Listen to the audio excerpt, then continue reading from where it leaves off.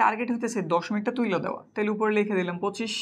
যেহেতু দশমিক তুলছি, এই দশমিকের জন্য একটা 1, দশমিকের পরে কয়টা ঘর ছিল? একটা, এর জন্য একটা 0। একটু রুটগুলি আলাদা করি। 25, 10। আমরা সাধারণত জানি 25 এর রুট করা হইলে মান হইব 5, আর রুট 10 যেমন আছে ঠিক ওই রকম। এবার রুট 10টা যদি আমরা তুলে দিতে চাই, তাহলে উপরে একটা রুট 10 গুণ করলাম, নিচে আরেকটা রুট 10 গুণ করলাম। এখানে রুট 10 যদি গুণ করি, তাহলে হইব রুট 10 স্কোয়ার, আর উপরে 5 ইন্টু রুট 10। এখানে বাকিটা করি। উপরে হইল 5 রুট 10, নিচে রুটের স্কোয়ারে কি কাটা, তাহলে কত রইল? 10।